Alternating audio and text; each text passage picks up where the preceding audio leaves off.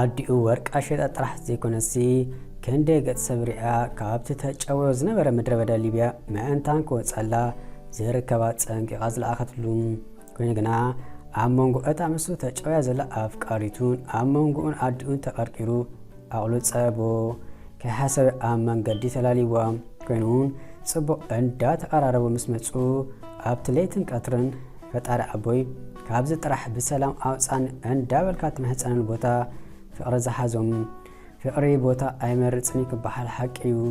ገሊኡ ሰብ ብፅምኢ ገሊኡ ሰብ ብድኻም ሕማም ትስነፍ ንሳቶም ግና ምድረ በዳ ዶሮና ሕፃ ከይገደሾም ብቅፅበት ተዋሒዶም ፍቕሮም እንዳስተማቕሩ መንገዲ ብሓባር ንኢታሊ ዘቕንኡ የግዳስ ኣዴኻ ከም ዝለኣኸትካ ዘይኮነስ ዕዳጋ ከም ፀንሓካ ከም ዝበሃል ኣብ ባሕሪ ኮይኖም እንዳንሳፈፉ ኪነቲ ጸልማት ገምገም ባሕሪ ጥልያን እንዳማዕዶ ከለዉ ቤን መፁ ዘይተባሃሉ ያላ ያላ እንዳበሉ ን360 ዝኣኽሉ ሰባት ምስ ፈጣን ጀልብኦም እንዳተቃዳደሙ ኣንፈቶም ጠብዮም ናብቲ ዋላውን ኡይሎም እንተ ዝገእሩ ረዳዒ ኣብ ዘይረኽብሉ ቦታ ከፊጦም ኣራገፍዎም ንዕድል ነገር ከዓ ንሳው ካብ ገንዘብ ዘይብሎም ቤተሰብ መፅያ ንሱ ጥራሕ ከኣኽላውን ኣብ ሱዳን ከላ ዘይተሓሰበ ቀልቢ ዘይብሉ ገንዘብ ከፊለያ ክልቲኦም ስድራ ዘለዎም ጓሓጊሖም ፀንቂቖም ጥርትብል ገንዘብ የብሎምን ፀፊኦም ፀፋፊኦም ኩርማጅ ምስ ኣፅገብዎ ከይፈተወ ነበዲኡ ከም ዝድብል ስለ ዝገበረውን ባዕርያ ወርቃይ ትበል ዘለዋ ሸይጣ ለሚና ለማሚና ምእንትቲ ፈንጭሕ ኢላ ዝወለደቶ ወዳ ብሰላም ክወፃላ ዝለኣኸት የግዳስ ተኸፊሉልካሉ ያላ ውፃእ ምስ ተባሃለ ግና ነቲ ኣብ መንገዲ ሃንደበት ተላልዩ ፀግኢ ዝኾነቶ ኣፍቃሪቱ ኣብኡ ገዲፎ ኸይደ ልዕሊ ኣቐን ተፀገመ ሰብ መዓሴ ካብ ዝወፅእ እንዳበለት ተማረር ተስተማስል ምስ ፈጣሪ ትበኣስ ንሱ ከዓ ምስ ህልንኡ ጥምጥም ገጠመ ሙዳኣቱ ግና ኣውሪዱ ሓሲቡ ኣሰላሲሉ ካብኣ ናይ ሓይሽ ስለ ዝበለ ካብቲ ንፀልኣኻ ኸማን ዘይትምልሉ ቦታ ንሳ ክትወፅእ ኣብ ሙዳኣታ ውሳነ በፅሐም ነዚ ምስ ሰምኡ ምስኡ ዝነበሩ ብጣዕሚ ተገረሙ ዝፃረፍ ተፃረፈ ዘደንቕ ኣድነቆ ንኡ ዝረአየ ዝነበረ ግና ኣፍቃሪቱ ኣብ ዝበፅሕ በፂዓ ሕጉስ ክትብል ኮላ እዩ ኮይኑ ግና ነዚ ውሳነ ኣፍቃሪቱ ብቀሊሉ ክትቅበሎ ስለዘይከኣለት ድሕር ክንደይ ፃዕሪዐ ምንዋም ሙዳኣቱን ቅድሚ ብጋሳ ዝያዳይ እዚ ንኣኺ ዝኸፈልክዎ ናይ መጀመርታ ቀልል ዝበለ መስዋዕት እዩ ሕቆይ ብኩርማጅ ተመሊጡ ቃንዛ ምድቃስ ይከልኣኒ እኳ እንተሎ ኮይኑ ግና ንስኺ ኣብ ጎነይ ኮንኪ እዙን ክሓልፍ ክትብል ንኽልኺ መፃዒ ምሳኺ ስለዝስእሎ ብተስፋ ንዕለቴ ቃንዛይ ዝርስዑ ኣነ ካብዚ ቦታ ከም ገሌለ ክወፅአ ብዛኣባይ ቅንጣብ ትኹን ኣይትሰከፊ ንኣይ ኣብዚ ገዲፍኪ እሞ ከዓ ብገንዘብ ትኸዲ ምሕላኺ ከም ዘሰኸፈኪ ዝሰሰኣኽ ኮይኑ ከም ስምዓኪ ኣይስሕቶኒ ግን ንስኺ ዋላ ሓደ ዝበደልክዮ ነገር የለን እኳ ደኣ ንስኻኺ እንዳበልኪ ኣቕብፅኪ ነርኪ ስለዚ ብፍቃደይ ፈቴ ካብ ገበርክዎ ዝተኣሰሉ ነገር ስለዘየለ ስኸፋ ይበልኪ ህይወት ፈተና መከራያ ግና ምስ ከምዚ ከማካ ዓይነት ሰብ ኮይንካ ክትካፈለ ከለኻ እንዳርዓራካ ይጥዕመካ ንኣኺ ብምላይ ሕጉስ ካብዚ ብሓይሊ ፈጣሪ ከም ዝወፅእኳ ርግፀኛ እንተኾንኩ ግና ምናልባት በታ ዝኸድክዮ ንሓዋሩ እንተተፈላሊና ብጣዕሚ ከም ዘፍቀረከ ትረስኢ ነደውን ሰብ ስለዘይብላ ቁልሕ በልያ ይኺ ጊደ ሕጂ መሪቐ ዘፋኖክ ዘለኹም ክሳብ ዝኸውን ኣደራእ ክቐበለ ምስ በላ ካባኻ ሞት ጥራሕዩ ዝፈልኒ እንዳበለት ፊስቶ ምልኡካ እንተነብአት ካብ ክልቴና ንለኻኸም እሞ ከዓ ኣነ ካባኺ ስለ ዝሓይሽ ኢሉ ምስ ንብኣቱ ምስ ናይ ፍቕሪ ናፍቆቱ ኣፋነዋ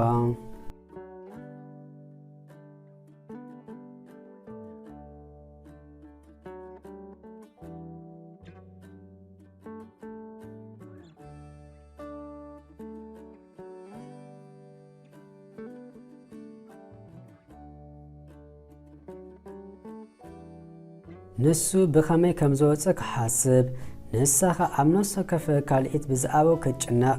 ከምዘይብፃሕ የለን ባሕሪ ሰናጢቓ ብጥልያን ኣቢላ ጀርመን ደበኽ በለት እሞ ናብራ ስደት ምስ መጓዓዝታ ሓደላ ጀመረት።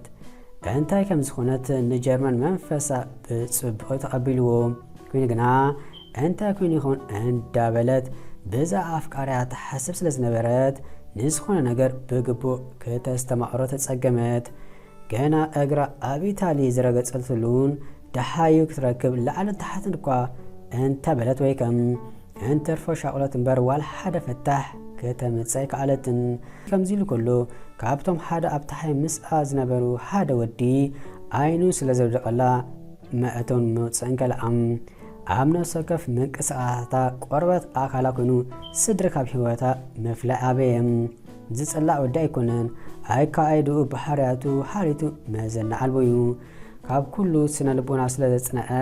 ብከመይ ብጥበብ ከም ዝሕዛ ኣዝዩ ዝፈልጥ ክንዲ ዝኾይነ ከዓ ዋላካ ክትዛረበሉ እንተዘይደለየት ኣፍቃሪ ከም ዘለዋ ድሒሩ ክፈልጥ ዘይተፀገመም ኮይኑን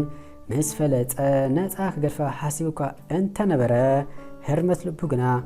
ዘይሎሚ ልብኻ ትመላኣልካ ጓል ራኺብካስ ዲምዲም ከምዛ ዘይበልኩስ ብቀሊሉ ክተፋንዋ እንዳበለ ስለ ዘሸገሮም ክሰዳይ መረፀን። የግዳስ ብቀሊሉ ክሰልጠውን ከምዘይክእል ስለዚ ሰሓተ ኣለሳሊስ ሒዙ ሙዳኣቱ ክጥርንፋ ከም ዘሎ ምስ ነፍሱ ተረዳድአ። እንታይ ደኣ በይንኺ ይሓሽልኪ ኣብ መንጎሉ ኣግራብ በይና ኮፍ ኢላ ምስ ረኣየ ኮካ ከፊቱ እንዳሓባ ተዛረበ። እንታይ ክገብር ኢልካኒኻ ናይ ህይወት ነገር ከቢዱ በጃኻ እንዳበለት ንብኣታ ከይተረድኣ ፀረራ በለት። ፀገማ እንታይ ከም ዝኾነ ስለ ዝፈልጥ ክሳብ በዓላት ትረጋጋእ ክብል መረፀም። ፀኒሓውን ኣብ ልዕሊ ተርእዮ ዘለኻ ሓልዮት መዳረግቲ ከም ዘይብሉ ምሽ ኣነ ኣብ ዙርያና ዘለው ሰባት ኣስተምሒሎምሉ ትሕምትሕም ዝብልሉ ነገር እዩ። ብጣዕሚ ኢኻ ዘመስግነካ ግና ኣፍቂርካ ፈቲኻ ንከምኡ ትገብር እንተሊኻ ኣይትድከም ክብለካ ጥራሕ ዝኽእል ዋላ እኳ ክዛረበሉ እንተዘይደለኹ ግና ኣዝየ ዘፍቅሮ ሰብ ምእንታይ ክብል ኣብ ሊብያ ተጨዊ ዝገደፍክዎ ሰብ ኣለኒ። እንተቐበስካ ኢለ ዝነግረካ ዘለኹ ለባም ስለ ዝኾንካ ክትረድኣኒ ተስፋ ይገብር ምስ በለቶም ሓቂ ዘረባ ገና ርኢ ምስ ኣበልኩ ከይፈትየኪ ምፍታብ ጥራሕ ኣይኮነን ልበይ ኣብ ነፍሲ ወከፍ ዝረኣኹ ልዕል ዓቐን እንዳሓረመት ተሸጊረ ዘለኹም። የግዳስ ኩነታትክ ስለዚ ዝሓትክዎ ተፀሚመ ይኸይድ ኣለኹ። ሓደ ነገር ቃል ተወለይሞ ነፃሕ ገድፈኪ ምስ በላ ገና ቃል ዝኣተሆ ከይነቐፀ ሕጂ ካልእ ቃል ክኣቶ የደልኒ። ሰማይ ምድርን ይላገ ፈፂመ ኣይክሰማዓካኒ በጃኻ ኣይተጨንቐኒ ምስ በለቶ በሊ ምስ ኣፍቃሪኺ ክትራኸቡ እንተዘይክኢልኩም ናተይ ምዃንኪ ኣይትዘንግኢ ፈፂመ እውን ተስፋ ክቆርፅ ኣይኮንኩን ኢሉ ገዲፍዋ ኸደም።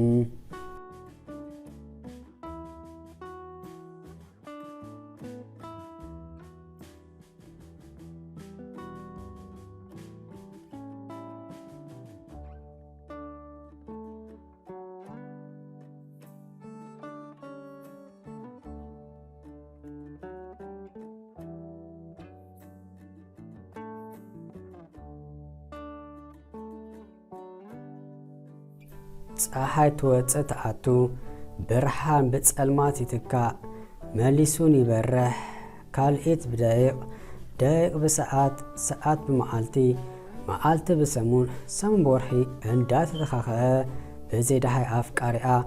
ዓመትን 2 ወርሕን ኣቁፀረት። ኣብዚን ግዜኣት ክንደይ ነገር ኣብ ሂወታ እኳ እንተተቐየረ ኣብ ልባ ዘሎ ፍቅሪ ግና ንፈውሲ መሓላውካ ነክብል ኣይከኣለን። ክትስእ ክደቀስ ጸሎታ ዘበለ ድሓያ ስማዓኒ ኮይኑ ግና ወዲ እንተበልካ ወዲ መስክር ኣብዚ ኣትዩ ከይተባሓለ በታ ዝተፈላለዩ ዋድኣ ሽርበለም ጽቡቕ ነገሩ ምስ ኣዲኡ ጥቡቕ ሌላ መስሪታ እያ ካብታ ዝረኸበታ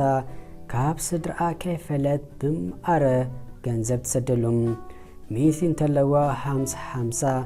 200 እንተ ኮይኑ ከዓ 100 በተሓደ ወገን ግና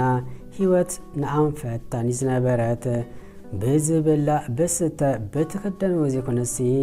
ንዕድል ነገር ወጃሓታ ተፈታዊ ስለ ዝኾነ ዘርከበ ክላኸፋ ተኸኺልያ ብፍላይ እቲ ናይ ስነ ልቦና ምሁር ዘፍቀራ ወዲ ብጥበብ እንዳገበረ ኣብ ግድል ኮይኑ ወይም ኣብ መፃወዳ ፍቅሩ ንኸይተኣቱ ኣብ ቃልስያ ትገብር ክንዲ ዝኾነት ከዓ ነብሳ ምእንታን ብስራሕ ኣዋጢራ ካብ ኩሉ ክትርሕቕ ዝረኸበቶ ትሰርሕ ዓመትን 6 ወርሕን ምስ ገበረት ካብቲ ዝነበረቶ ሓይም ወፂኣ ገዛ ተካርያ በቲ ቋንቋ እንዳተምሃረት ህይወታ ክትመርሕ እኳ እንተጀመረት ናይ ኣጋጣሚ ነገር ድዩ ዋላስ ከም ከልቢ ሸቲቱ መፂዋ ኣብ 2 ወርሓ ዘፍቀራ ወዲ ኣብቲ ዘላቶ ከተማ ደበኽ በለም ምእንቲ ርእሶም ብዙሓት ከምዚ ኸማ ኣብቲ ከባቢ ስደተኛታት ስለ ዝነበሩ ብፅምዋ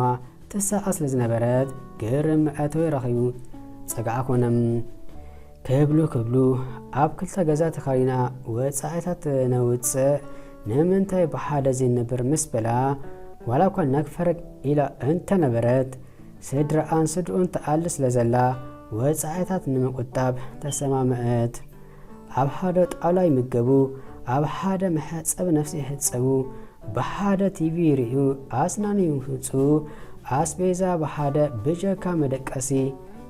መፍለይ ተሰኣኑም ክእለት ኣቀራርባ ስለ ዘለዎ ከም ነጠብጣብ ማይ ጥብጥብ እንዳበለ ስምዒታ ክሸራሽሮ ጀመረ ኮይኑ ግና ብቀሊሉ ኣናኖ ከብላይ ከኣለን እዚ ኩሉ ኣብ ጎና ከሎ ክንሱ ዘይት ኣደነ ሓሊቱን እንዳለገሰላ ከተንቀፍ ከላ ከይተረፈት ስም ኣፍቃሪኣ እንዳፀውዐት ዋላ እኳ ቀዳድ ረኺቡ እንተነበረ ከክፋሓይ ከኣለን ኣብ ነኽሰከፈ ገጽ ዝኸልዐቶ ወይ ብዛኣ ኣፍቃሪኣ ዝተዛረበትሉ ሰዓት ብኡ መጠኑን ፍቅሩ ሰማይ ጠቀስ ህንፃ ሰርሐም ዋላ እኳ ስምዒቱ ቋፀር እንተፈተነ ኣተወት ወፀት ኩሉ ምንቅስቃሳታ ብቀረባ ስለ ዝከታተል ኣቕምሰኣንም ዝገብሮ ጠፊኡ ብዙሕ የዕለበጠ መፍትሒ ዝበሎን ሓሰብ ኢሉ ፈተነ ኮይኑ ግና ፅንዕትን እምንቲ ኣፍቃሪት ኮይና ኣፍሸለቶም ነፍሰይ ጥራሕ ፂራ ይኮንኩን ዝጓዓዝ ዘለኹ ኣብ ውሽጠይ ናይ ካልእ ሰብ ትንፋስ ኣሎ ስለዚ ክሰጠልካ ከይተሓስብ ከምዛ ዘለኹ ክኣርግ እምበር ድሓይ ከፈለትኩ ምስ ዝኾነ ሰብ ፍቅሪ ጀሚረ ማለት ከም ነፍሰ ቀትለት ዝፈፀም ከይዝሓስቦም ዘይተሓስስ ዘይተሸርፍ ዘይትገርፍ መልሰያ መወዳእቱ ግና ወዲ ኩሉ ዝግበር ፈቲኑ ልባ ክቋፀሮ ስለዘይከኣለ ፈትዩ ከይፈተወ ሕማቕ ውሳነ ክሓስብ ተገደደ ብከመይ ከም ዝፍፅሙን ክሓስብ ጀመረ